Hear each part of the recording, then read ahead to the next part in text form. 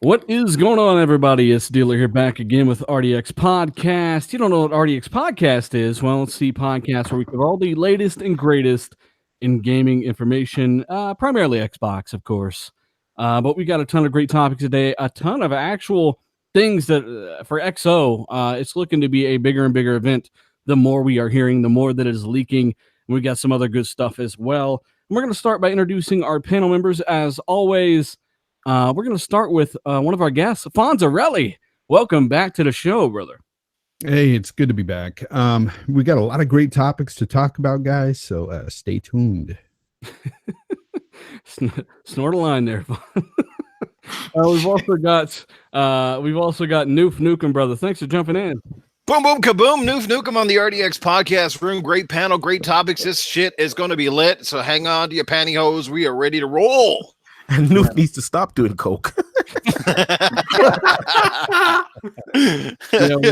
This will probably be a historic low with Red Dead out. If I were someone else, I'd be playing it too. So thanks to those who are showing up today. I'm playing it right now. I'm playing it. You know what? I literally just left playing the game to come on the podcast. I'd be playing it right now, if not doing the podcast. So, like I said, if you're here, we appreciate it. You are the cream of the crop, guys. You power the show. Thank you so much. We've also got Colt Eastwood, the Naughty Dog of YouTube. Yeah, I wish I was playing Red Dead right now, but 24 hours in the game. I feel like I haven't really done much of anything other than just live in the world and just check everything out.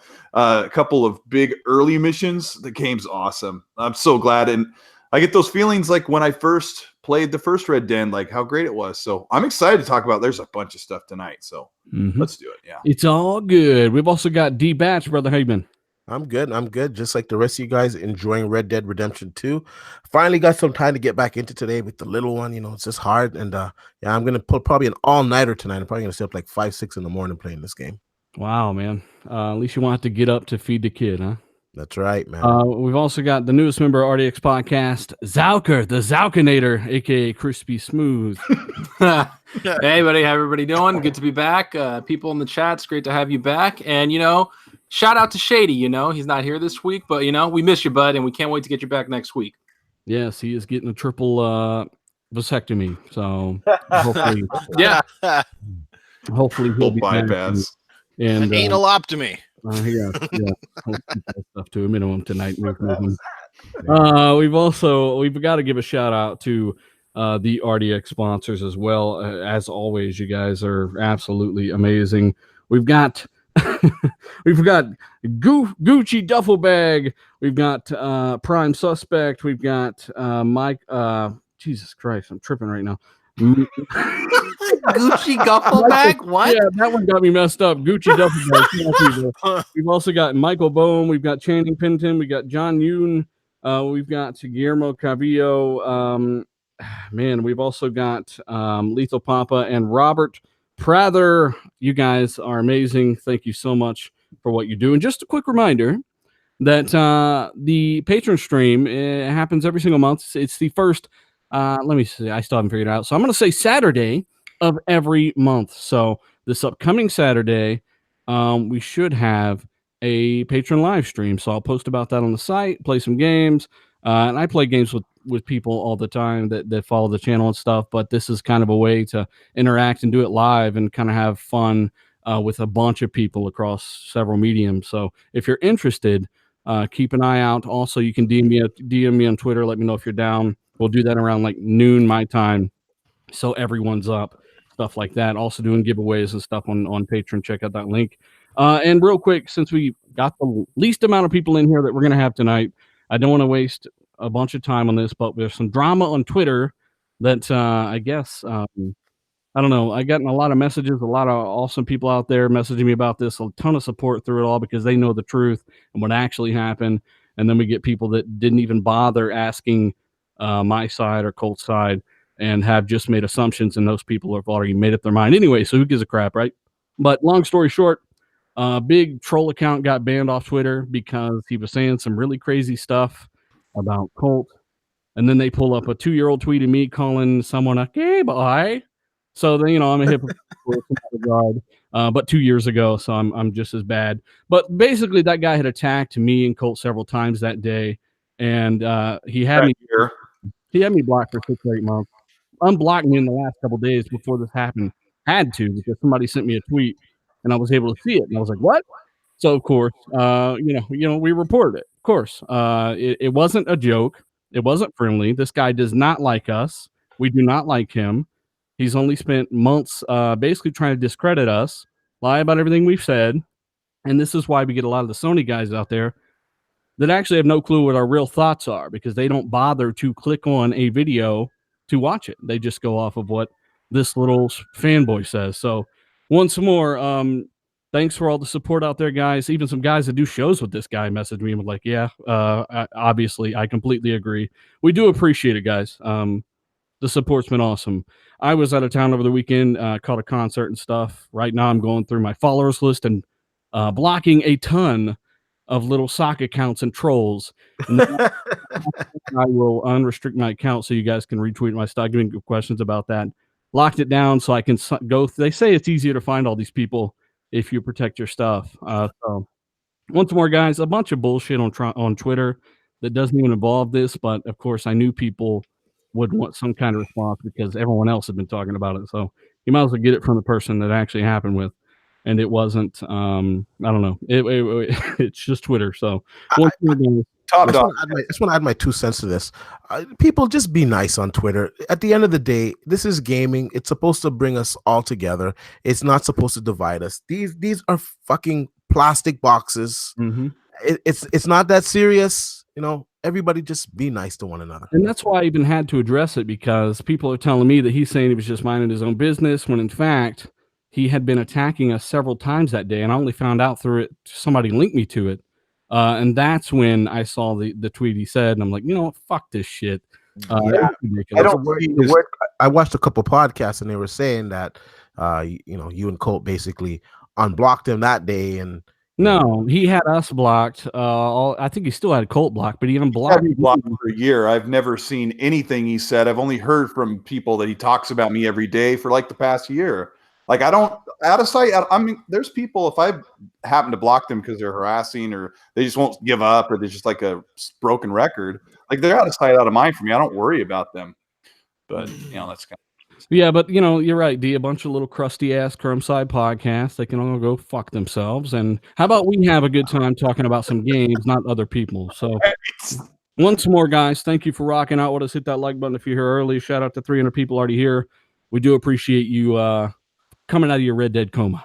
So I want to start some things off real quick. And Fonz, trust me, we're going to get to all this good stuff I know you want to talk about, but we do have to run through November's Xbox Game Pass games real quick, which include Grip. You've also got Oli 2. You've got Sniper Elite V4. You've got Rise and Shine. You've also got Sheltered. And apparently they're going to have more announcements at XO18. I'd like to know from the chat what you guys think those announcements may be. Usually they are bigger titles if they're holding them for an Inside Xbox or something like this. Grip, what was the thing with Grip, Colt? You told me something. I was watching it last year on PC really closely. I was waiting for it to release. It's basically kind of like Wipeout, but you have like a RC buggy that is symmetrical vertically. It's just coming to console, right? If you flip over, you drive on the other side. Fonz and I we remember those RC cars they used to have on commercial breaks for our favorite cartoons. But it's a $30 game on Steam, PS4, and Xbox, but it's day and date on Xbox Game Pass included with the service. So brand new game coming straight to Game Pass if you're already paying the $10 a month. And Microsoft's not saying this, but they just passed 200 games on Game Pass. They're still saying 100 plus in their advertising, so that's crazy. Well, that is actually pretty interesting. And I don't know. I'm not really particularly excited for any of these, but if you are, let us know. Grip apparently day one Game Pass, which is always good, right? It's like getting a brand new movie on Netflix. Really cool to kind of get that included in your services bundle there. And like I said, more announcements coming at XO. They're also announcing, according to Microsoft CEO, that it is coming to PC Game Pass expanding to PC somehow. D-Batch, how do you think this is gonna happen? I don't know. I'd like to know, what third-party games are going to have in there. Because technically, right now, if you have Game Pass and you log into your Microsoft account, you can download the Microsoft exclusives like Forza, Gears, whatever game is in the Game Pass. You can play it on PC right now. Mhm. But I guess this would be third-party games. I think this would be excellent because there's a lot of those games that didn't actually ever come to PC. Yeah. I'd like to know how they're going to go about doing that, because wouldn't they have to recode some of those games to work on PC? Well, one theory is this would happen when streaming hit. So you'd be able to stream the Game Pass games to PC. But you are right. If you are a Game Pass subscriber and you don't even have an Xbox, you do have access to things like Gears 4 and Forza Horizon 4 for that same subscription price, which is cool. So, Zaka, you got something to add to this coming to PC? Yeah, I mean, the PC thing is actually something that, Satya Nadella, the head of Microsoft, actually did point out for the first quarter of 2019. And so I really like that idea because, one, it brings a lot to gamers. More gamers are going to get their hands on the games. And, to kind of go back on what Grip, that game we were talking about, I think it's a smart move that they put the game day and date on Game Pass. I mean, I think they kind of saw what happened with Onrush. Once that game came out, the developer, didn't they lay off a bunch of people or almost shut down or something? So I think they kind of saw that. And they kind of use Game Pass as a metric to be like, hey, let's offset some of this production cost and throw it on Game Pass and see if it does well. So I think that's pretty cool. Yeah, it's really cool. And I also want to run through Games of Gold and stuff too, because we can get that stuff out of the way and start talking about some really interesting stuff here.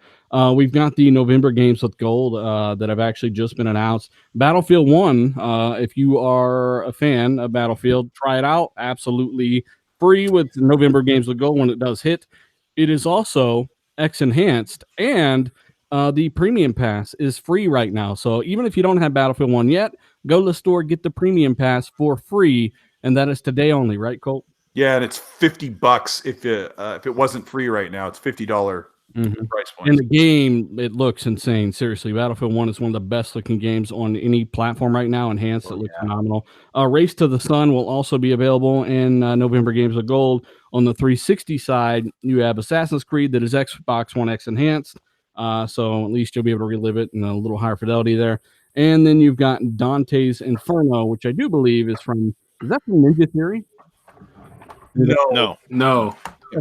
It's from. It's a really good game though. Really, really good. Who is that from?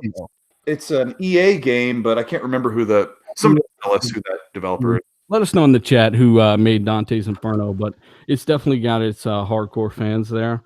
Okay, now we can move on to something a little interesting. Visceral Games. Sorry. Visceral. Yeah, Visceral. What was I thinking? Okay. So there's something interesting on Twitter that I stumbled upon. Apparently there's this notice going around. 37 million GPUs have been sold, the batch from A&D, that indicates that 37 million Xbox Ones are sold.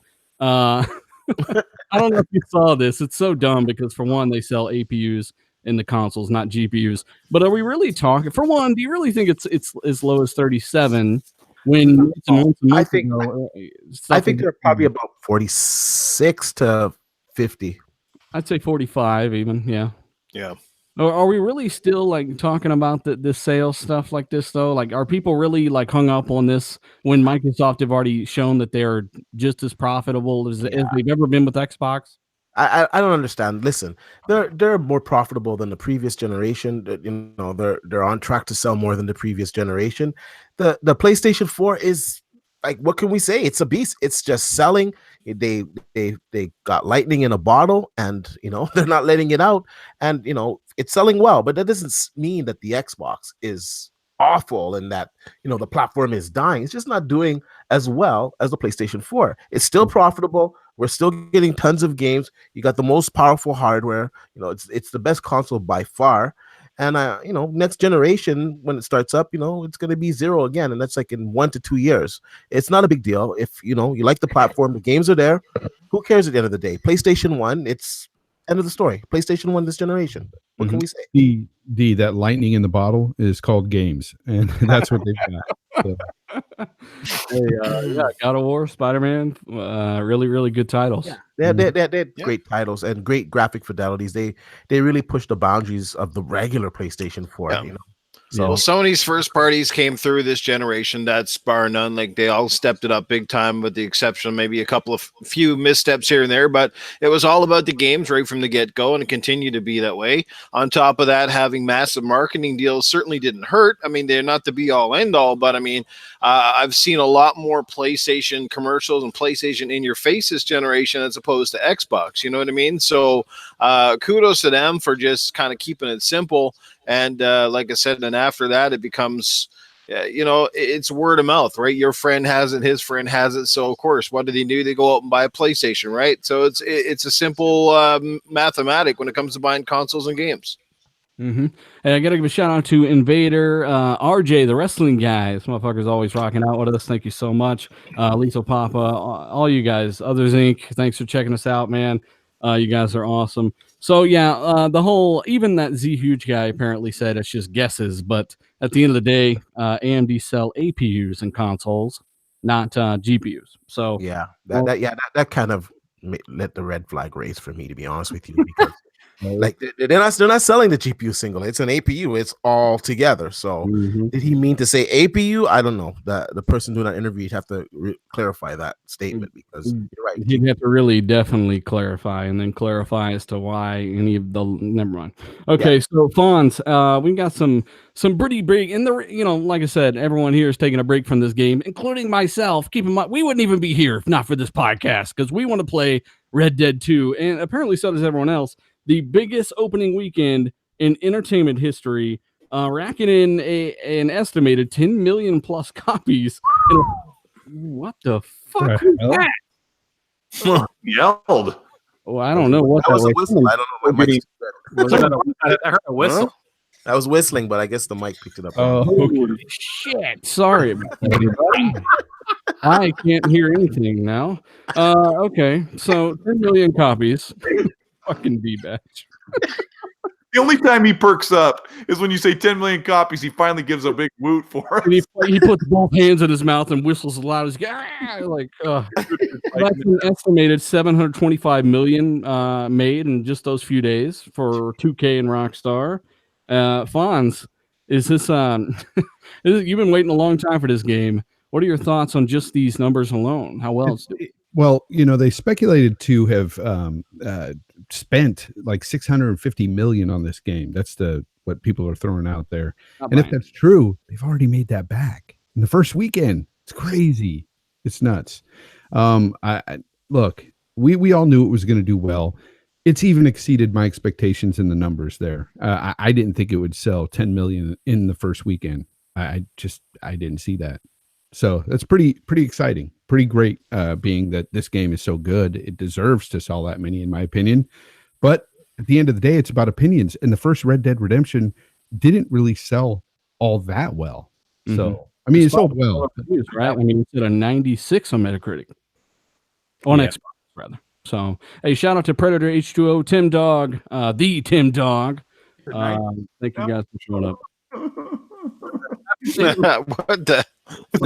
Kofi was crying in the background. Oh, jeez.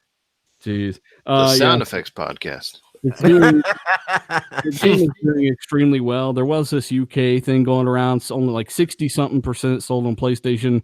And people were saying, well, gosh, Xbox guys. Well, yeah, Sony almost doubles Xbox sales anywhere but the US. So that's actually kind of a compliment, if you ask me.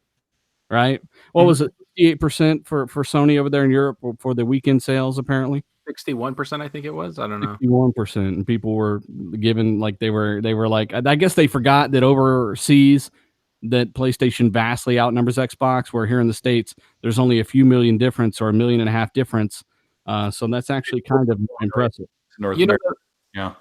Well, the physical sales, I don't know. I don't really look at them that much anymore. I really want to know, like, when they start showing digital sale numbers, because I feel like I have it digitally. I think everybody here has it digitally. So I just want to see those numbers and see where they stand with that. I want to see where those are going and how much more they're overtaking physical. I think every company, almost all of them, show digital sales now. No, I stood in line at the midnight launch. I got the discs. The tape open with his teeth like it's 1992. Let's get this game out. That's right, man. But I will say the game, and I'll be honest, this might not be popular. I will say the game for me in the beginning was a little hard to get into. I was having trouble with the controls. I just, I felt a little awkward with it. But I just completed Chapter 2 right before we got on the podcast, and I have to say, the game really hits its stride around that time. There has already been a few missions where I was just sitting there like, holy shit, this is amazing. Mm-hmm. And that's something that I really wanted, that oh shit moment. And I've had 3 of them now where I'm just like, okay, I'm ready to just keep getting into this game and keep going deeper and deeper into it and going down that rabbit hole of having no life with it. Yeah. It's absolutely phenomenal. Also, I think at the beginning, some people struggle, myself included, because it is such a big game and it does not hold your hand. So you can feel like, okay, I don't know what to do next, or you can kind of feel overwhelmed or lost even, and you're not quite sure what to do. And you see these markers on the map, they're little cursive writing of people's names, and you're not sure what that means. But if you push left on the D-pad, as I said on Twitter yesterday, that's the closest thing you're getting to a quest log. For those that want to know, you want to keep track of the tasks you have. Push left on D-pad, and that'll bring up kind of like a quest log. It's not. I'd like to be able to click on them, and it would set a marker, but right now you can do that. There are some control things that can be better. Some people are finding workarounds with controller settings, that make things better. But at the end of the day, immaculate detail. Animations are second to none.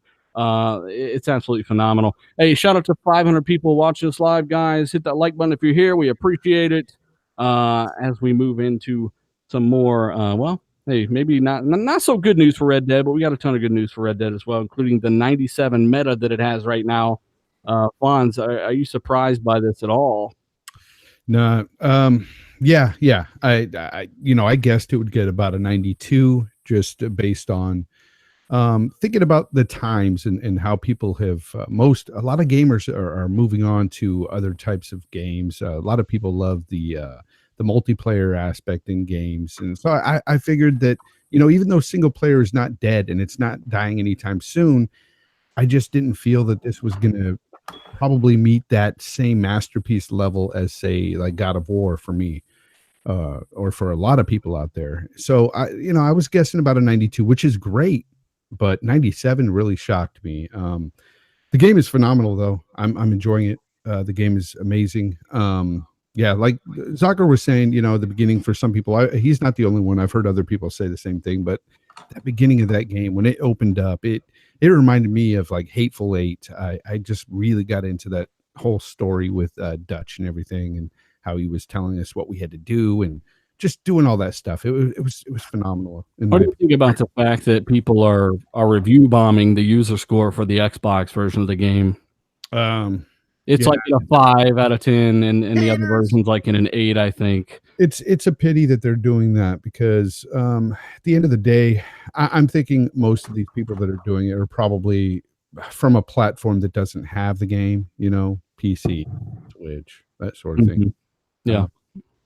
Well, why the Xbox version specifically then? Because that's possibly where it looks the best. That's why, because it looks the best on that console.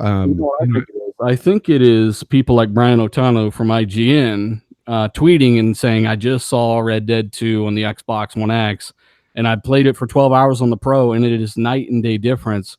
I'm considering ditching my 12-hour save and buying an Xbox One X. But he's not the only one. As I've told you already, there's pictures of people on the internet that have already picked up an X just for this game, and I'm pretty shocked by that. But hey, man, if any game is going to sell consoles, it's a game that looks this good on the X. It really does. And I know people who have both versions who told me straight up that the Pro version is a bit blurrier, and that's a thing for people.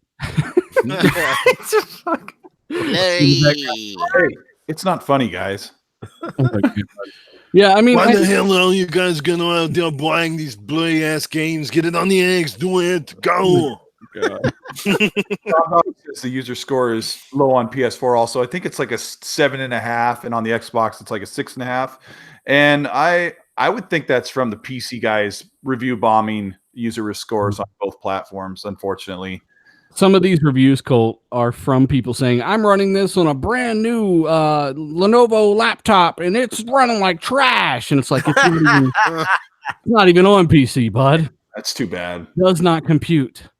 In a year, I'll bet you a year from now, like right on this month, next year, Rockstar will say that Red Dead's coming to PC. And then they'll have it in like 6 months. So, I mean, it's not a big deal. It's going to do, if that online is prolific as the GTA one, of course. It's not even that. Honestly, it's strategic, man. They do this so they can sell that extra copy to those people that are willing to buy it on their PC as well when it comes. I'll buy it on PC as well. I swear I won't. I swear I won't. Yeah, right. Right, D of all people.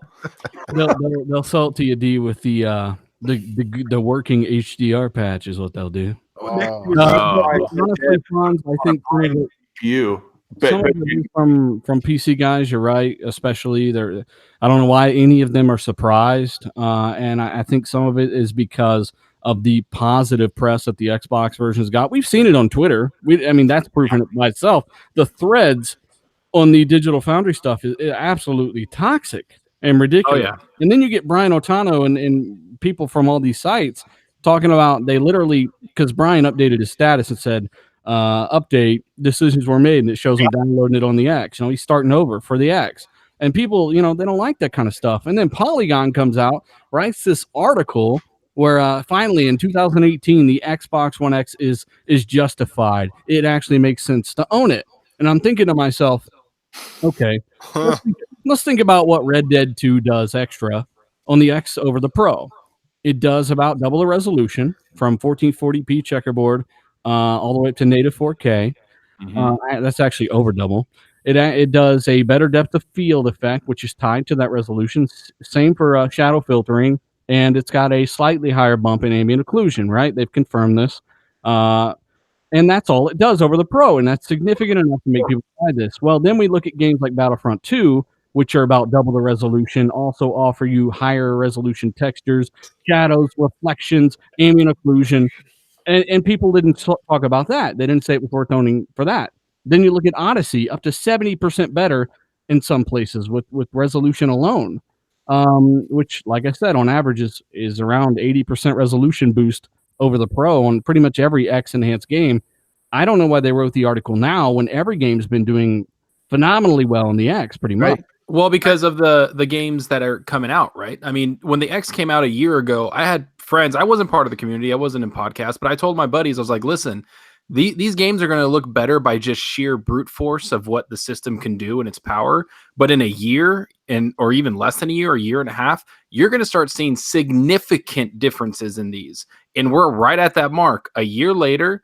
And we're right at that mark where games are just looking significantly better because the developers have more time with the system and their APIs and all that. I mean, that's just a fact. And a lot of my buddies have actually messaged me, like, these are real life friends, they're casuals. They're like, bro, like, holy shit, I need to get an X. And they've straight up bought one. I've had 4 friends that two of them have Pros, and they went and bought X's because of this game. And they linked me the Digital Foundry. Did you see this? I'm like, bro, come on. Like, what do you think? And they're like, dude, holy shit. And I'm like, yeah, what do you think is happening? I told you, in a year, watch what happens. Well, I just say this real quick because we are going to get some turds in the comments. You're lying about the Star Wars Battlefront 2. Just go to Digital Foundry's YouTube page and literally watch almost any analysis. It is the difference between 1440 and 4K, which is, like I said, at Red Dead, that's primarily what people are getting there. Whereas there are tons of other games that came out day one, like Battlefront 2, that are offering you significantly more on top of that doubling of resolution. So Polygon's article was definitely not very accurate. And newsflash, it's not going to stop there. We got Battlefield 5 coming out. It's going to be a big gulf in that game as well. I think the reason why we're seeing most of the this game being the pinnacle of the differences between the Pro and the X, this being the top dog here, is because honestly, I think it's because of Rockstar. At the end of the day, I think Rockstar just put the time and effort in to put in that extra whatever for the X. I'm not getting into the technical stuff. That's not my realm. But when I stand on the edge of a cliff and I overlook a valley and I see that draw distance on the X, and I see how crisp and clean it is way over on the other side, and I see all the trees and all the grass and everything, and it's all in view, and I go towards it, and I don't see pop-up everywhere. It just amazes me, and I think it's just a testament to Rockstar at the end of the day. They do what they want, and they did what they want here. Marketing deal be damned.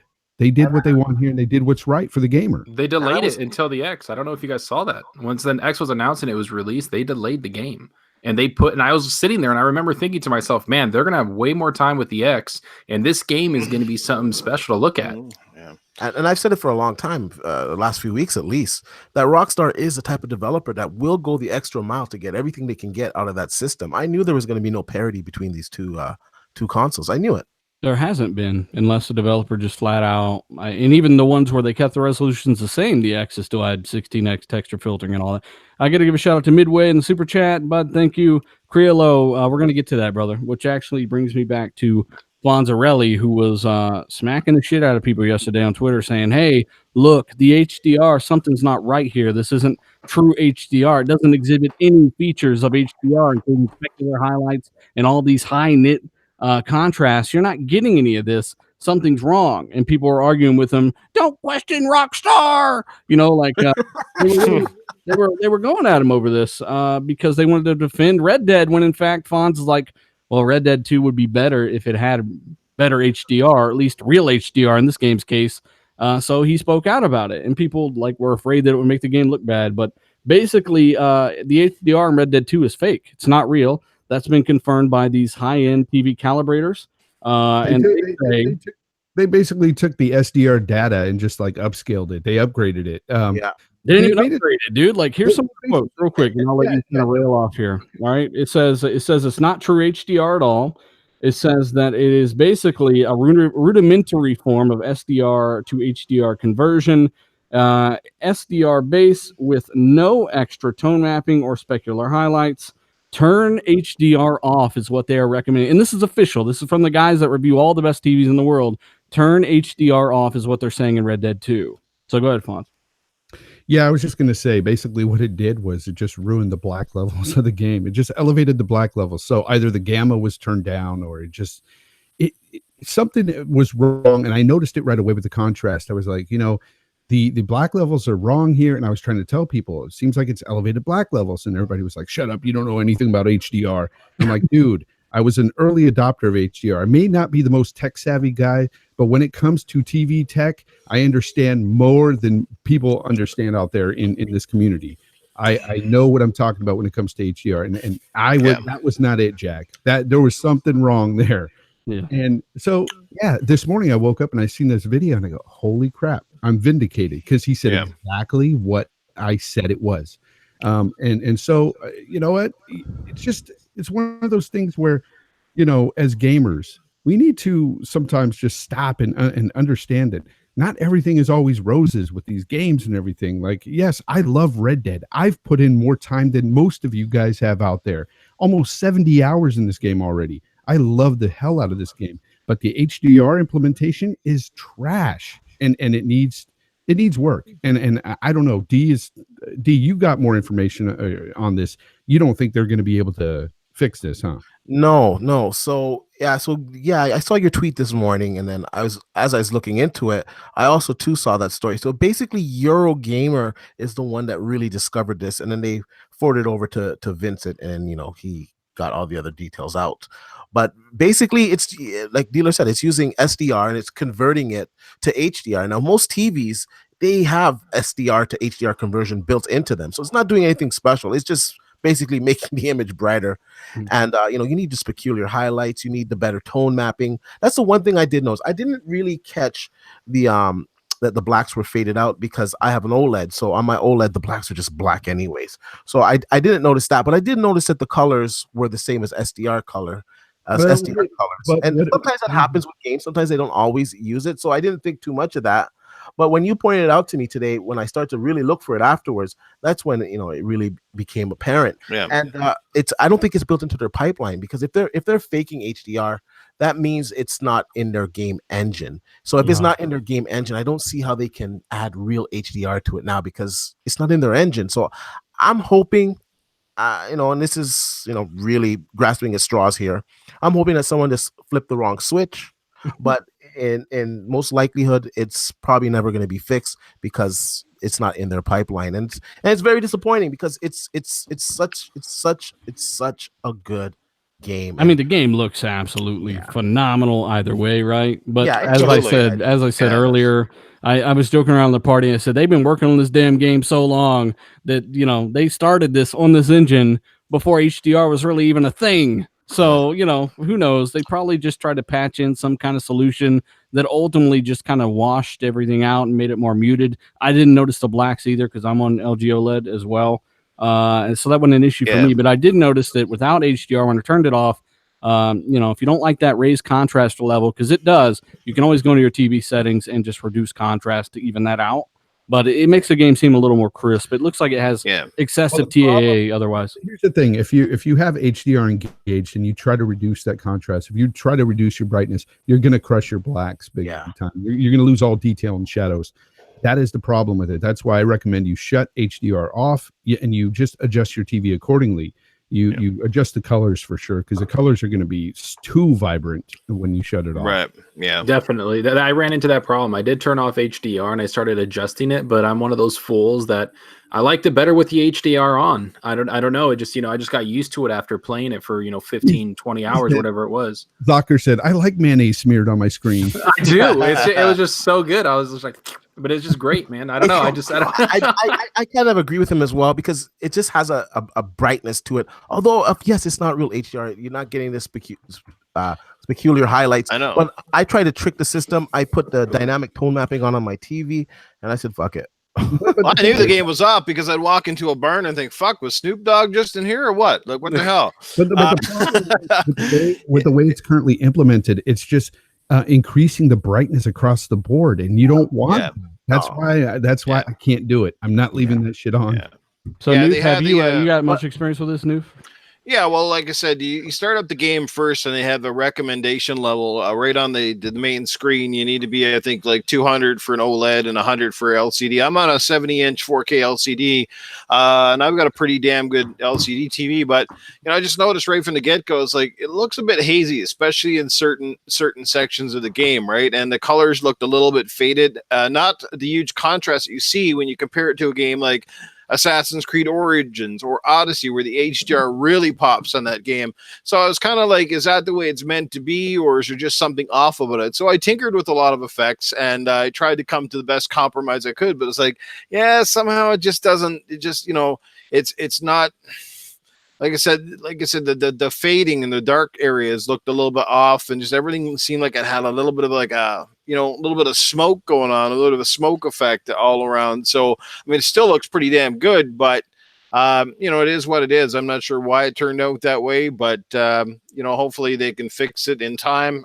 If not, it's not a deal breaker either which way. The game still looks fucking incredible, especially on the X. It's super sharp. Draw distance is great. Frame rate is pretty damn stable across the board. And my God, this game, Rockstar are the masters at detail. Like the little intricacies throughout that entire game blow your mind. It's stuff that you don't notice in other games, but it comes apparent here. And as far as the controls, I mean, the controls, I mean, they don't feel that much different than they did in the first Red Dead, but I mean, it's part of their animation system too, to make the game believable. Like there is no missteps. You don't press a button and the dude kind of just, has that weird cancel out of something. It's just you go through the motions, right? You follow through with the actual animations, unlike some other games where you can kind of like cancel out and it always looks awkward. Well, this game is just very fluid, and again, it's a lot of animation in this game to make it realistic and believable. And hey man, that 4K horse shit, that still makes me laugh every time.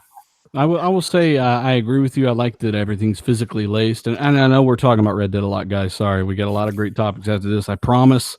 But we do want to hammer this into the ground here. The animations are great in the game, and it's all powered and laced with physics, and it all feels really cool. You feel like you're playing a 200-pound guy, right? Mm-hmm. But my issue with the controls would be just the simple button layouts, for one.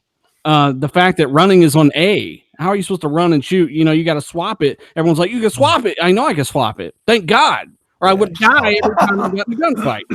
So, it's stuff like that. Simple decisions that Rockstar made that could easily be made changed. Like it's not. Also, too, just to add to the animations, I like doing stupid shit like punching the horse and is watching him hoof me one. Animal abuser. Hey, you know you Oh, can get man. a bounty on your head for abusing animals, so watch out. Really? You know, you want There's to probably one out on me now. You want to scare your girl, call her into the room when you got one of them little rabbits in your hands and rip its skin off. That's another thing with the animations. When you skin the animal, or when you put the animal over your back and you put it to your horse, just the physics, man, oh man, this game is just beautiful. Have you guys skinned an alligator yet? Do that. That is the best skinning. I was just like, oh man, that's freaking gnarly. Hey, Top Dog in the chat suggests that it could be misadvertising for Red Dead 2 to even claim HDR. And Spoonman on the Patreon question there on the site said, why is, and you know, maybe we can kind of ask around here, why is Rockstar faking the HDR? A lot of people said it looked dim, and now we know it's fake. Why would they be, thanks for the question, by the way, Spoonman, why would they be faking the HDR? It's kind of like a buzzword, kind of a check mark on a box, you think, D? I think it was an afterthought. It has to be either that or they borked it somehow and they're going to patch it out. If not, it was an afterthought. You know, it's 4K, native 4K in the Xbox One X. They know a lot of people are going to get this and play it on their 4K TVs, including those that own a PS4 Pro. So they wanted to put the HDR. HDR is the new buzz thing. And of course, when HDR is done properly, it does enhance the game. So I think that's why they threw it in there. Hopefully they can patch this out, man. Let's see what they say in the next 24 hours. We'll sum it up by saying this real quick, is that if you can, Rockstar, absolutely fix this. You just sold 10 million over a weekend. You had the money. There's no reason you can't do it if it's possible. If it's not possible, give us a toggle in the options menu to turn HDR off, because I don't like disabling it on my Xbox One X console. It's a pain. Could I bring up one more thing before we move on from Red Dead? Go ahead. There's this advertisement on TV for the Red Dead 4K PS4 Pro bundle, and it says play in 4K in really big font. Play in 4K on PS4 Pro, and then down in the little bottom it says play in 4K on PS4 Pro. Game outputs 2160p. Stupid. I had somebody in one of my comments for one of my videos when I was talking about Digital Foundry's analysis. The guy was like, "Oh, D, you're wrong. It's not 20. It's not blah blah blah by 1920. It's checkerboarded 4K." I'm like, bro, that's like half the resolution of 4K. It checkerboards up to 4K. It's not native 4K. I don't understand why some people are confused by this, but there are some people out there that are confused. It's because of marketing, like Colt just mentioned. And that's exactly why it's got that blurry look. I mean, because of the they're saying playing 4K is the one false advertising. And then the bottom, they try to control it by saying 2160p. Like, yeah, on one axis, on the smallest axis. You know, the 3840 is actually what is it, dealer? 1920 or what is it? 1920 by what? By 2160. Holy crap. 2160. So it's essentially comes out to the same pixel density pretty much as 1440. At 1440p. Yeah. Yeah. And so they try to get you the second time by saying it's 2160p. And those who are tech savvy go, oh, okay, cool. It's 2160p. It is 4K. I have to ask you though, dealer, being that you're more into tech, would they be better off just going with 1440p? Yes. I believe that they absolutely would have been better, and they've already got the TAA in the game anyway. So, or use a dynamic resolution scale. Matter of fact, they might actually just patch it and get rid of checkerboarding. But then again, we hear checkerboarding takes time, and they build it into the version of the game. It takes up to 2 weeks, so they may not be able to checkerboard it and just run it at 1440. 2 weeks at 100-hour work weeks or 40. I don't know, but yeah, 1440p, straight 1440p with some serious TA on it would look better than the checkerboarding, I'm guessing. And people are saying Rockstar, they don't have the experience. These are some of the most technically minded people in the industry. Most likely they chose to checkerboard this in this way, this fashion, because they didn't have enough memory to do it a different way. Exactly. They were asked to do it by Sony, plain and simple.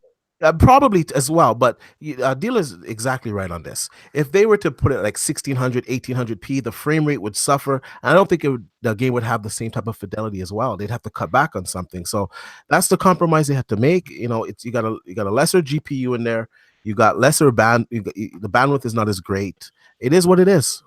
Yep. If they were to bring it up to 1800p, Sony's recommended checkerboarding resolution, then the higher resolution you got, the more memory you need and more bandwidth you need in that system. And they didn't have enough. So that's why they checkerboarded it how they did.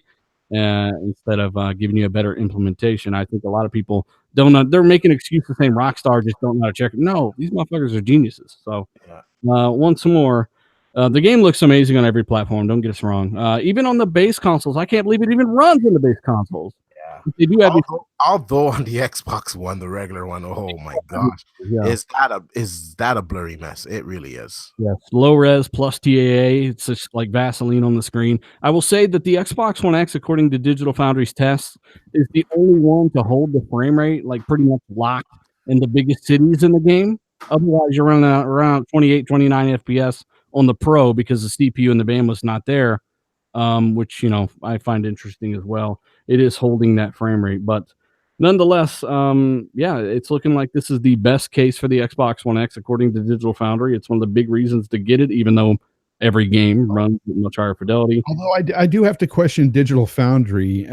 They were saying that the HDR implementation was great. And I was like, what? It's serviceable, or maybe that was the menu. Oh, my gosh. But yeah, I mean, hey, John Linneman, I think it was, did say that. And, he also said some other things about a different recent title that just basically told us to go fuck ourselves. So I want to go and talk about Shadow of the Tomb Raider real quick before we ramp things up again. Shout out to 600 people watching live, guys. We appreciate it. Hit that like button. Let's try to get to over 300 likes for the end of the show, guys. It's a real quick button press. We do appreciate it. Also, let us know your thoughts on Red Dead 2 so far in the live chat or the comments if you're watching after the fact. It's number one selling on Amazon. Yeah. Yay! Colt, what do you think about the fact that Shadow of the Tomb Raider got a price drop on Steam, right? Here recently, and a month after the game came out on Steam, it got a price drop, just like it did on every single platform. Yeah. And all the PC gamers ran, and they fucking downrated the shit out of the game. How much did they buy it for? How much they bought it for? Well, because I just heard somebody today say I'll just wait to buy it on Steam. I get my games brand new for $45, and I said, no, you don't. I don't buy games brand new on Steam. I get them on CD keys or something because Steam sells them at $59.99. So they're mad because it went down to $30. Go and run and make a review because they're mad because they got a price drop because the game underperformed, and now they're just hammering the game, a good game, into the ground because they're upset. They paid a little more, even though they probably didn't even buy it at full price anyway. It's ridiculous. Finished their review on Red Dead on Xbox and PS4. That's really stupid. That's, oh my gosh. I don't know why you're doing that. Hey, D, you're the PC fuckboy representative here. What's the deal with your brethren? Yeah, feelings were hurt, man. Feelings were hurt. People bought this game at full price, and a month later, it's at half price. So I can understand their frustration. At the same time, you shouldn't be review bombing the game. It's a good game. If you want sequels and other games to come afterwards, why would you review bomb it? It's so stupid. A review is to review the game, right? Yeah, and also too, if you're really savvy on the PC, you could get your games cheap anyways. I pretty much paid that price for my Shadow of the Tomb Raider off of one of the CD key sites. So you know what? If you're buying everything off of Steam and you're paying, retail price, it's kind of your fault too. And there's Steam keys too. Yeah. I bought Steam keys. Not every site's an illegal key site. There are legal key sites that are authorized. Yeah, Green Man, CD keys. I used to use all those a lot. But I got Assassin's Creed Origins and Wolfenstein New Colossus last fall. And we all were figuring, those games might go on sale, and they did. Those games went basically half price on Xbox. PC gaming prices. They went down to $30, $35, and I didn't cry. Well, to be honest, I think that this is something that some of these companies do when their games aren't really selling as well as they projected. Agreed. So, in order to make money for that next title in the series or another game, they have to cut the price to hopefully sell more copies. That's what I think it comes down to. It's a greater battle. It's the mind share too. I mean, Red Dead's coming out. You're getting curb stomped no matter what. And you've got to try to stay a little more. You know what? My theater does $5 Tuesdays, right? Yep. And I'm gonna go see that shit on Wednesday and then give it 1 star because I just found out that on Tuesday I could have saw it at half price. Yeah, it all comes down to, how much do you want to play the game? Does it really bother you if you were to buy a game day one, if you really want to play it, and then, a month later it's half price? Who cares? Like, if you really wanted to play the game, does it matter? Doesn't. Hey, this is a go ahead. I was gonna say this is a big reason why PC gaming, to me, and I've PC gamed my whole life since I was 10. This is a reason why it's dying, is because this would be like almost celebrated but sad. Dying? I think PC gaming, like especially Steam, like there's been articles of developers saying that Steam's algorithm doesn't help them sell games better. It doesn't go on their front page. They don't understand it, and they want to leave Steam, but they can't because everybody's there. And so when a big game like this that a lot of people enjoyed tries to sell a few more copies on PC by dropping the price, instead of being like, cool, I'm going to pick it up, they're like, oh, fuck this thing. And then they kill the rating. And then a casual that doesn't know what the hell's going on sees that it's mixed, doesn't pick it up. There's a reason why ports to PC have troubles. How can PC gaming be dying though, Zonker? I mean, people are retweeting articles from 2007 that are saying Cuphead sold 1 million on Steam, Yeah, I mean, yeah, because they're idiots. But that's the point is that this is a huge problem within the industry, especially PC gaming, that a lot of people don't see that PC gamers are killing themselves. They're literally shooting themselves in the foot with this kind of like antics of acting like a child. Like, you got the game early, a whole month and a half early. You played it, you enjoyed it, and then now you're going to get mad that it's $40 because I'm looking, it's $40 on Steam. Like, you're going to get mad for $20 off. Well, that's what you're going to get mad about. I definitely don't agree. I don't think PC gaming's dying. But I definitely, hey, it's your opinion, your perspective. I'm not going to fucking cry like some people will about because you don't agree. Yeah. I don't agree. You didn't make 6 videos about this. Hey, Noof, you hear about these mobile controllers that Xbox are working on, these mobile controller prototypes, according to several leaks, and they are aimed at phones and tablets because Project X Cloud is coming. Well, yeah, I've heard about this. I was reading the article that Jez posted up there, and it looks interesting. I'm not a big fan of streaming anything or whatever, but at the same time, there is one area of the market that Microsoft really hasn't delved into so far, and that is the portable gaming aspect, at least not officially. This will certainly go a long way to capture more of that market if they plan to expand, and certainly move forward with X Cloud, because a lot of us as Xbox fans, how many times have we said we'd love to be able to take our Xbox games anywhere and everywhere, and be able to take an Xbox game, I mean, even if it's somewhat of a downgrade, but to be able to play anything remotely similar to an Xbox One game on a portable platform like a phone would be really cool. Seeing some of the, I guess, like the prototypes or things they've advertised, looks like a couple of Switch controllers essentially, but more like the Xbox that you connect to a phone. I'm more of a fan of a controller with the flip up screen would be cool. But that's been one of my barriers all along with phone games. It's just I can't stand playing touchscreen games because they just don't work well for me at all. So your fingers take up half of the freaking screen. First of all, you can't see shit. It's just not easy without 2 thumbsticks. So I'm pretty excited. I think it's a cool idea, and it might be one way that I'll expand my games library if and when that comes out, and hopefully it does come to fruition, and I can't see why it would not. Will you use Project X Cloud since you're a staunch physical-only gamer? Only for the portable shit, yeah, but as far as home consoles, if I'm hooked up to a TV, no, it's physical all the way. So that's kind of a good idea. Like, imagine Project X Cloud's come out, and you got a controller that's got a built-in screen, right? And it's got a little bit of hardware there to send your inputs. That could be like a dedicated xCloud unit that they could sell. You just connect it to Wi-Fi or whatever, and you're gaming, right? It's just a controller with a built-in screen that'll flip out and connect it to some kind of source, and there you go. You stream games using the application that comes installed on it. They could go a lot of ways with that, right? I'll take it. Yeah. Okay. I'm like actually just thinking, just sell me the $10 like clip, and I'll just take one of my extra Xbox controllers with me to work and snap that onto my phone and my controller, or I'll just prop up my phone. I think you can kind of do whatever you want. Yeah. Well, Fonz, I know you think streaming's the future. What are your thoughts on this? Look, at the end of the day, it's an option for people. I'm sure it's going to get a lot of new gamers invested into the Xbox ecosystem, Xbox brand, and it's going to make them money. And on the bright side, that's good for Xbox. It's good for gamers all the way around. Competition is always great, but yeah, for me personally, I don't think I'm going to be buying a fanny pack to carry my controllers in. I'm not. No Hulk Hogan action for you, huh? Yeah, no. So for me, it's dead. Ever since the PSP, I'm not a handheld guy. Just not.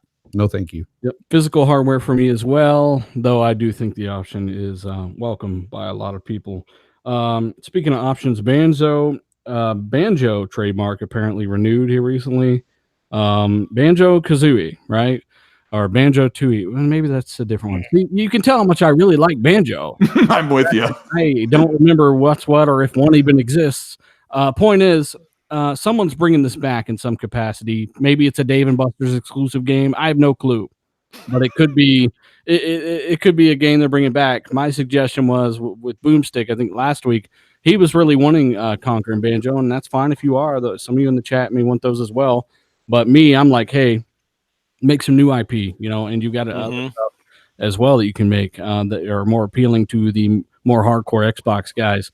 But if you're looking forward to, like I said, that's great. I would personally just remake for the modern age one of the other games with state-of-the-art visuals and test the market with that instead of developing an all-new story or a sequel or a prequel, whatever, right? I would just remake an old one with updated mechanics that make it more playable and maybe some different systems that make it more interesting.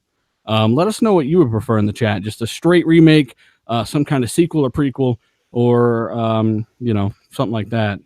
But thoughts on this real quick? Any new for you interested in this at all?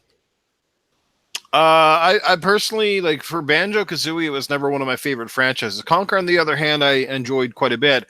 I mean, the old Banjo-Kazooie games haven't really aged that well if you go back and play them through the rare replay, right? So, like, if you look at even Conquer Live and Reloaded for the Xbox, that game was leaps and bounds better than the original N64 game. Largely in part to the better camera and controls to the dual analog sticks of the Xbox controller. But as far as Banjo-Kazooie goes, look, it has a place in people's hearts. People have fond memories of that franchise. It's certainly one of Rare's biggest names. And I think it would definitely be, it would definitely, I think, sell really well. And that's something that Microsoft always considers whenever they're, investing in IPs. They are looking at that back catalog. They got to be, and knowing that it's less risky to go with those type of games than it is to build from the ground up. And we've seen how Microsoft has had a terrible time getting a foothold with new IPs this generation. So Banjo-Kazooie certainly scratches that itch and that niche, so to speak, especially for the family-based market, because we don't have a lot of those games on the Xbox, if you think about it. Certainly not from the first-party perspective, where Nintendo is absolutely making a killing of it. I mean, they go back to the well time in and time out, right? So, but the problem is, though, that, like, people with kids, even, I hear this all the time, Colt's one of them, I can't get my kid to play Super Lucky's Tale. Like, they don't want to play this.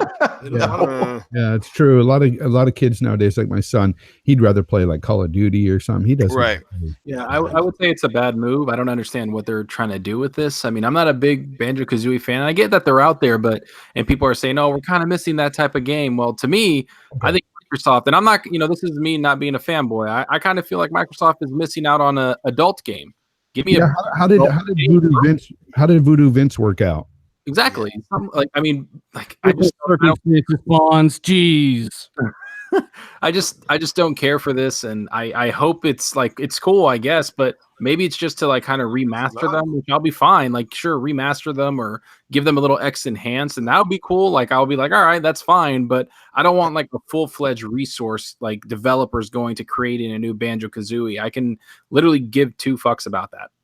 Hey, it might be Banjo-Kazooie in Battle Royale. You never know. You know what? Times are changing, and like my kids are Banjo-Kazooie. If any game that they should do. It should be Conquer.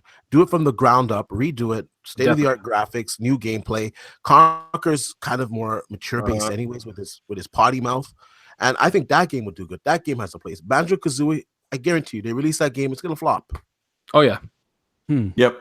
Yeah, Nuts and Bolts, that was the last Banjo game come out, and that didn't exactly light the world on fire. And that was actually a decent game too back on the 360, but there you go, right? Well, we know that it's definitely Banjo. If both of these happen, I don't know, but right now a Rare employee apparently leaked it on Twitter. The official Rare Twitter account commented on it as well, and then now this. So it's definitely Banjo. I don't know if they're going to put a first party or a contracted third party out there. That's what I would. I don't want them to waste a new studio on this. That's what I'm saying. But maybe I'm a selfish asshole. Let us know what you think in the chat and the comments about this. We're just a few people out of millions that maybe tons of you guys are looking forward to this. We don't know. So also, if you're watching this live, guys, hit that like button. Let's try to get to 300 for the end of the show. We appreciate it as we move into Microsoft warning investors over profitability in the company. They say that it might not be as high the next earnings call due to strategic acquisitions. And we know what this means. Hey, we're spending a lot of money on things we are not making money back on yet, and the bottom line will reflect this. So, Colt, what do you think this means for Xbox? I don't know. I guess I kind of look at this like the end of the generation. We know what games are coming out, and they're ramping up for next generation in 2 years. That's kind of how I approached it. Am I in the ballpark? Mm-hmm. So you think they're buying up some kind of studios or games? Well, yeah, because like they've bought up all these studios, they've hired all these people, so they're dumping a bunch of money in, and they have like a small handful of first party games that they're going to make money off of to end the generation, but most of that money is being shoveled into the start of next gen. Like which how is probably getting, right? Like how old is this comic getting? Where are the games? Well, they're working on all these services. Yeah, it's getting super old, but Sony's doing the same thing. The games that they have coming over the next 2 years, we learned about them in 2016. That's when they were first showcased at E3. So Sony's in the same situation, except the past 2.5 years, they've had massive, awesome 1 or 2 like powerhouse games. They also have games for the next 2 years. So, there's a big difference there.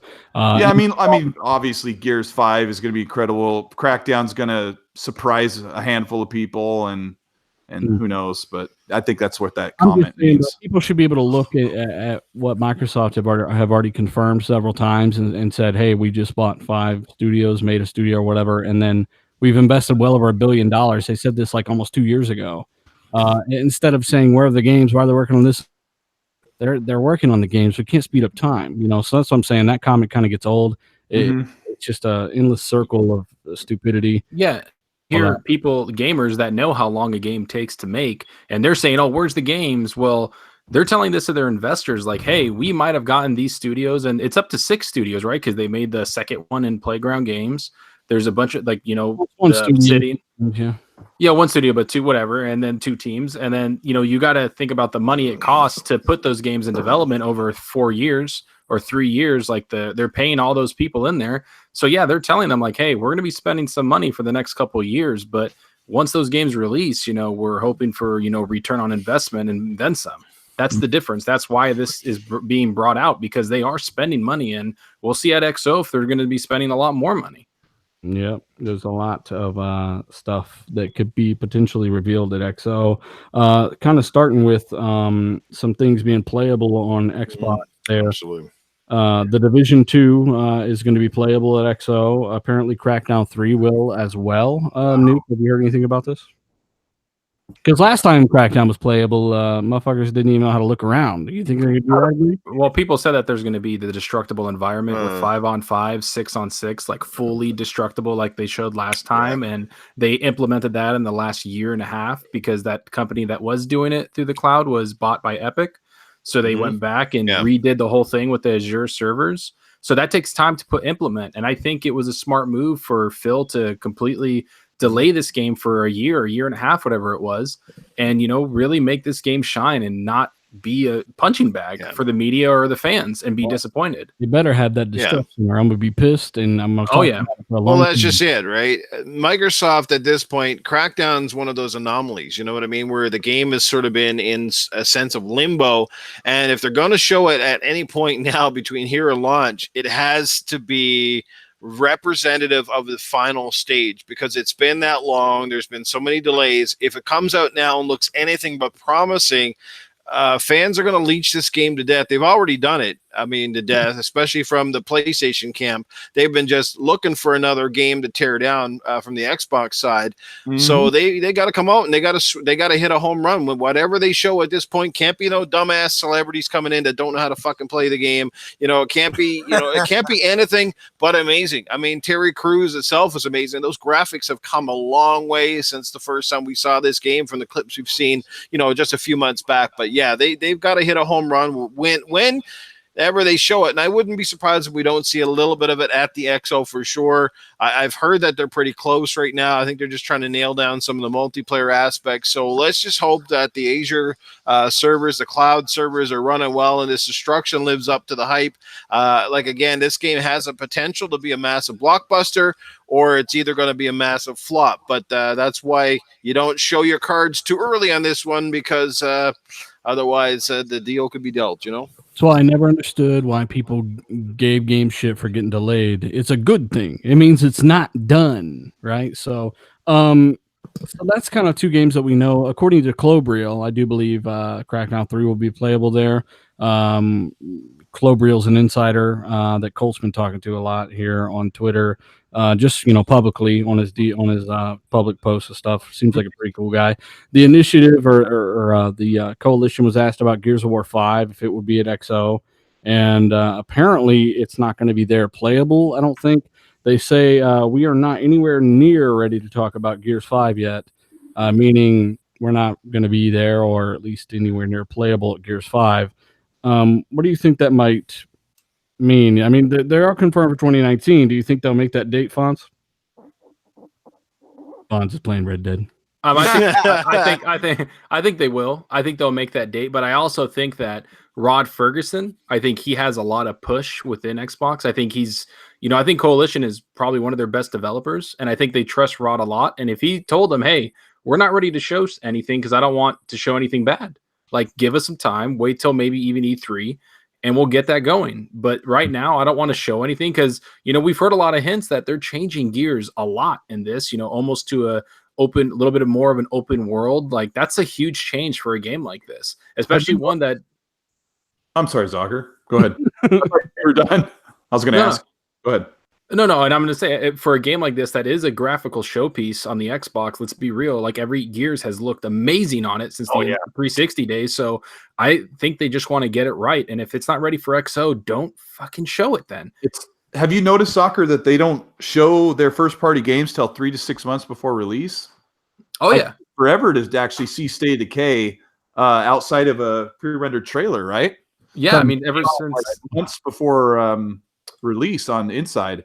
I think I don't like that Xbox does that, like just put together like a little sizzle reel, but I mean, look at how Crackdown's turned out. I think it depends. Gears 5, they show lots of gameplay really day one. Yeah, that's true. Well, I think they changed their tone ever since Scalebound and then Crackdown. I think they changed their tone of, hey, let's not show anything too early until we know what the game's going to look like, and we have a concrete way of, hey, this is what it is, and let's just show the fans, and if they respond well, great. That's what I think they are. Zoc, are you expecting to see like a totally different Microsoft in the next year or so? I've already seen a different Microsoft, and I feel that the next year and a half is gonna. I think it's gonna even surprise us what they're gonna do with the money invested into not just software but in hardware and what they've done with developers. Mm-hmm. I think it's gonna even surprise us to how much they're really going into this next generation, and even keeping the people that have X's happy for a while. I want to go back to something Dealer said a minute ago. He said people say like, "Where's the games?" And I think what frustrated Xbox guys and then toxic fans that hate Xbox, I think what they really mean is, where have the games been? Like, I think people that like Xbox and that don't like Xbox, they want to know why Microsoft didn't have anything for 2017 or most of 2018. They want an answer. Like, why did you just sit there and not come out with stuff while Sony was coming out with 2 to 3 massive games? Like, what were you doing, Microsoft? It was obvious they worked on a lot of services and everything, Colt. That's what it looks. Jerry Myerson. It's exactly. It was, and that's why I even me, I've been vocal about it, and I've said, I want to see something, even if it's a splash screen, even if it's just something them talking about a game that they're creating. I remember back in the day when I was younger, and I'm going way back, guys, when I used to read these gaming magazines, and they wouldn't even have pictures yet. They wouldn't show what the game would look like. It was still in early development, but they would talk about it, and I would get excited over reading about this game. Mm-hmm. That's all. How old are you, Fonz? Were they like, all right, there's a frog? Well, here's the thing. They used to paint in the caves, and I'm just kidding.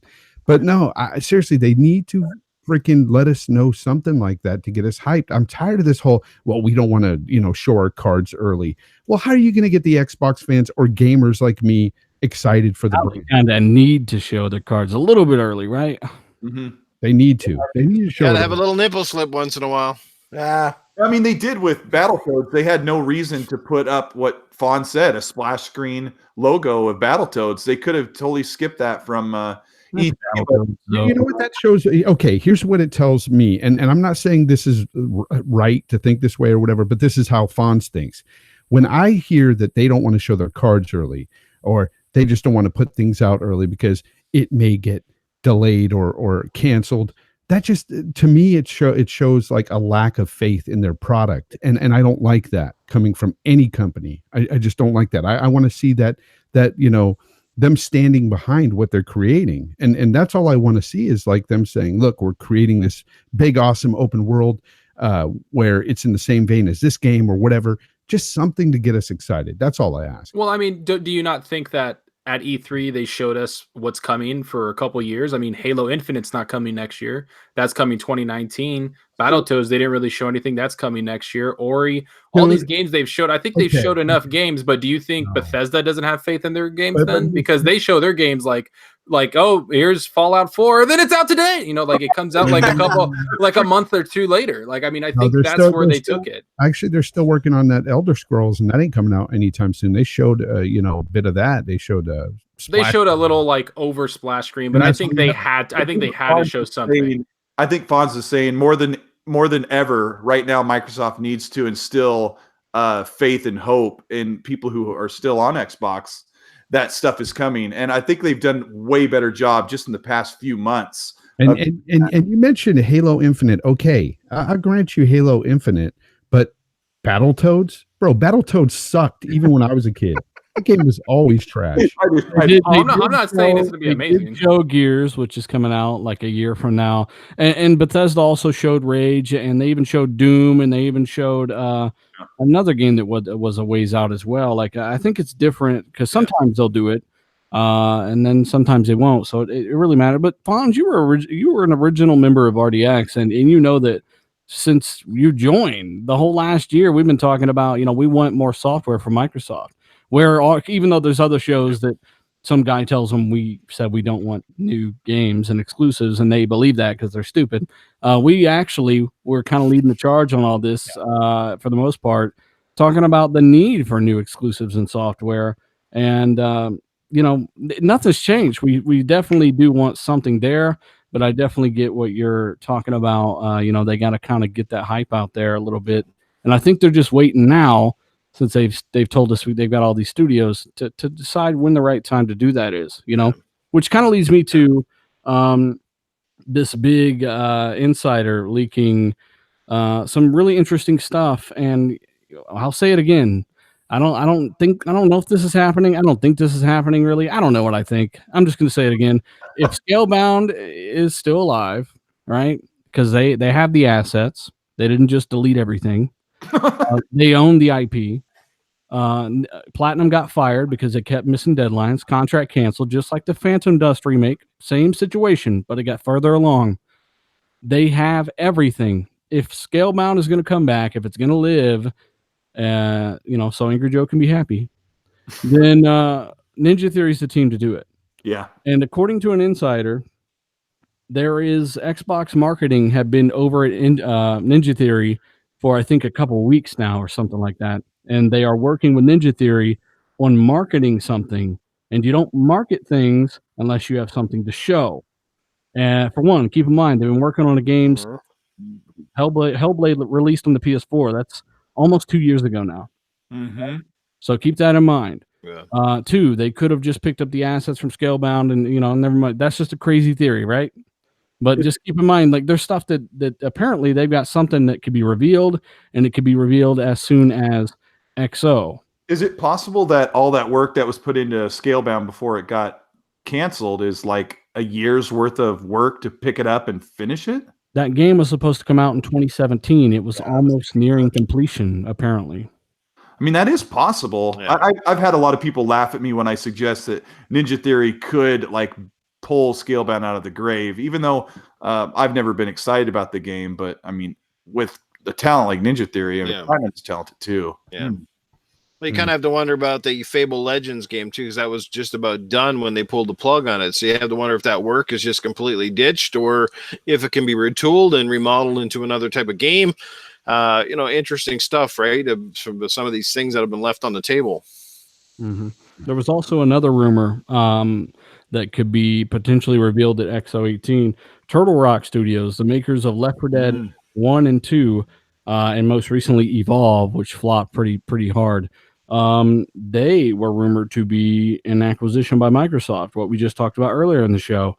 They recently tweeted out that there's no news to share yet, but soon, with the thinking emoji. Okay, so XO is just in a few weeks. Do you think it's possible, Fonz, that they picked up the Left 4 Dead creators?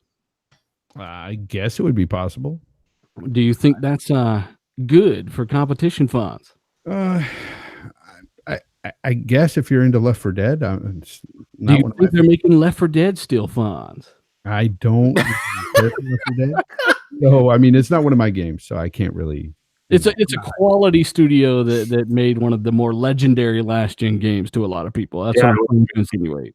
I would say it fits right into their wheelhouse of Xbox. I think when I heard that, I never thought of it until when I saw that, and I was like, man, that is so perfect, because Xbox's games has a lot of co-op and a lot of multiplayer in it, unlike some other system. But these guys are masters of it. I mean, me and my buddies have hours of Left 4 Dead and Left 4 Dead 2 on Steam and PC, but that's a perfect acquisition for what Microsoft is known for, like of what they do. And these guys are great developers in that co-op realm. So I look forward to it. I hope it's true. I really do. That's like actually something that hit me in the face. I was like, man, I really hope they do that. Mm-hmm. It's really interesting too. Say what, Colt? The high-rated series too. I mean, I know it was really popular. I played a bunch of it with my friends, but it's an 89 on Metacritic. So I mean, it's got the ratings to back it up, as for an old game. Hey, I agree with Sir X-Man. Everybody hit that like button. We appreciate it. Let's try to get to 3 for the end of the show. D, you got any thoughts here? So we got Ninja Theory working with the Xbox marketing team, according to a couple insiders here.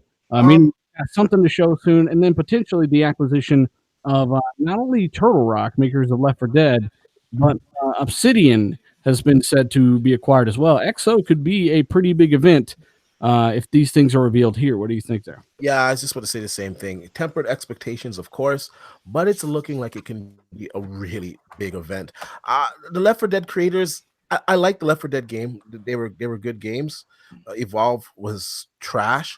I think they're talented enough. Like Evolve wasn't a bad looking game. It's just, I don't know, it was kind of average gameplay, right?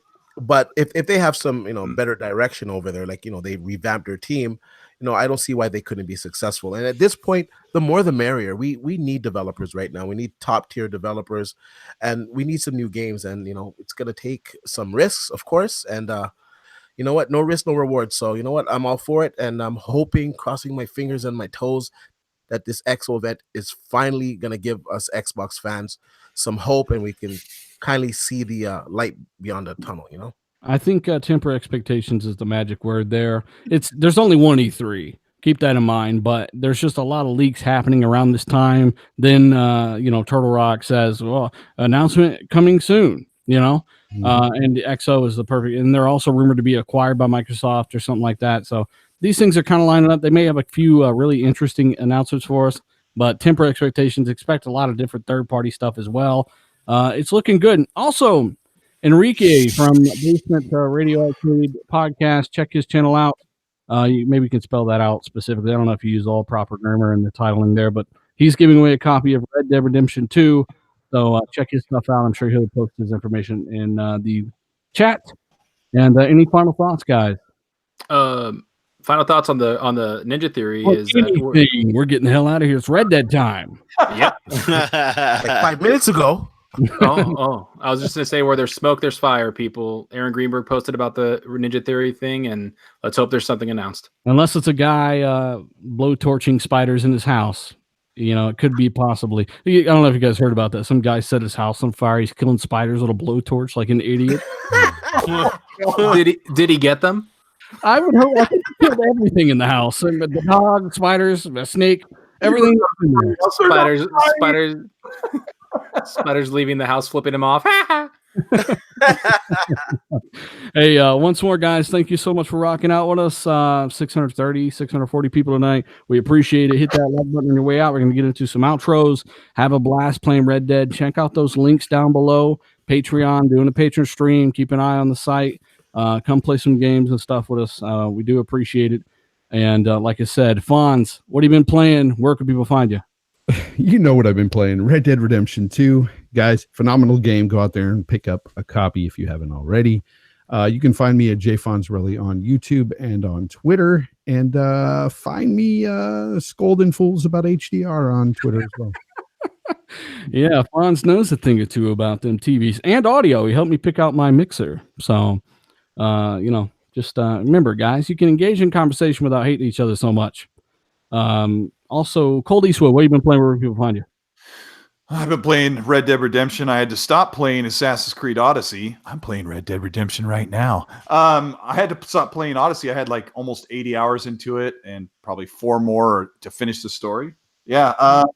Check out my last video. I'm talking about how Microsoft could possibly come up with a economy model Xbox under the price of the PS5 and a powerhouse over the price that is more powerful than the PS5. And some people don't like that, but please go watch the video. It's so funny, dude. I didn't get this much shit when I talked about that in June at all. The way I present my videos to make them more, exciting. Like I do like a what if, here's my scenario. And I say, I predict and I think and expect, several times. But I think some people just get so upset that their favorite thing is being threatened by price or power and they don't know that games are coming. It's kind of how people are. One guy in yesterday's videos comments, he's like, you didn't predict anything. You read what we all read. There's going to be 2 models in 2020. That's not what the article said, fuckface. The article said 1 traditional console, 1 streaming-based console, basically. I'm saying 2 traditional consoles with different levels of GPU power, day one, and then the same CPU. Low price, like Colt said, you get the market there. High price, you're claiming the benchmark, and that's why some of these executives are so confident they're going to have the power head, even if they come out the same year, they can put all this money into the high end console and still claim Power King. So yeah, check out Colt's stuff. Also check out my last video when you're done watching this about the executive or the CEO of Microsoft talking about xCloud and why that's going to be better than PS Now and Google Stream and all this stuff. Also, we've got D-Batch, man. What have you been playing? Where people find you? Red Dead Redemption 2 and Call of Duty. I can't believe I'm actually playing this Call of Duty. Ugh. Anyhow, you can catch me on Twitter at D_batch and at YouTube at D-Batch. And I too did some videos today. I did a video on the HDR debacle with Red Dead Redemption 2, so you guys can check that out. And as well, if you want to see, guys, at the time I thought it was real HDR, but apparently it's fake HDR. If you want to see what it looks like rendered on the Xbox One X, I do have a render up on my channel, so you guys can check that out if you have an HDR capable device.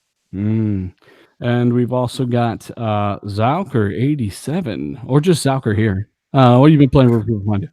Yeah, man. I've been playing some Call of Duty. Finally got to 11 wins and Blackout. Pretty awesome. Got the achievement. And I've been playing Red Dead Redemption 2, but not enough HDR, 2 out of 10. And yeah, you guys can find me at YouTube at Zalker87, and Twitter at Zalker87. Check it out.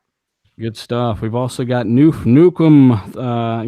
Sorry, I know we got carried off on a lot of topics, and you had time to take a nap, but we do appreciate you coming by. What are you been playing, and where can people find you, brother? And also, what do you got going on right after the show? All right. Well, in terms of games I've been playing, well, you guessed it, Red Dead Redemption 2. I've also been trying to get back to finishing off Spider-Man as well. But outside of the games that I've been playing, I got a new podcast. It's a bit of a solo gig. I've had people request it for some time. So right after this show, at about another half hour, going to be firing up my YouTube channel and bring you Goofing with Noof. About game topics and stuff like we normally chat about, but with a few different elements thrown in there. And of course, a lot of the no chills, Noof Nukem humor that many people have come to expect from me. So hopefully that'll do okay. Anyway, excited about being there and getting that on the roll. But in the meantime, I want to say it's an awesome panel. Great to be here. Thanks for the invite. Maybe I wasn't as chatty so much tonight as I normally am, but hey, it's I speak when I'm spoken to in most cases. So when you need me to chime in, I'll try to do so. But in the meantime, it's a great time. I'm glad to be here. Had the day off today. It was good. Not often I can be here for these shows, at least live for the first part. So good stuff. Everybody in the chat, you guys are awesome. And thanks for coming out. And we'll catch you guys later. Well, appreciate it, man. Check out Noof at Noof Nukem on YouTube for his new show tonight. And, of course, like I said, guys, I did address the Twitter bullshit over the last couple of days at the very beginning of the show. If you're curious, quick thoughts on how fucking ridiculous the whole situation is, check that out. And like I said, once more, thanks to all the guys that messaged me and all the support, guys. Weeding through the trolls now, the following trolls. If I'm lucky, I'll be able to weed them out in the next day or two, and like I said, unprotect the account. But until then, I'm going to try to block all of these little trolls that have been following. They've been following me for like over a year. I didn't even know. Like, people just make these stock accounts and just follow you because they're fucking weird. So, like I said, I'm tracking them all down. They're bored. I think I'm gonna be able to get them all in the next couple of days. So once more, thanks for checking us out, guys. Check out my last video. Check out Colt's video. Check Noof out later tonight. And I'm pretty sure I got everyone's outro right. Wait, check Fonz's how to decapitate people in Red Dead. It's like a minute. It's almost 2 minutes long, and it's the best 2 minutes of Red Dead footage you'll ever watch. Fonz, did you really uploaded that video? Yeah. Yeah. And he's using the X's DVR, so it's phenomenal looking. Yeah, I watched it on my TV, and I'm like, Fonz, I was on the party chat with him. I'm like, Fonz, this looks like the real, like I'm playing the game. Yeah. The XD DVR is great. Well, like I said, guys, we do appreciate it. Check out them links down below. Hit that like button on your way out. We're out. Peace. Later, everybody. Red Dead right now. I signed up twice.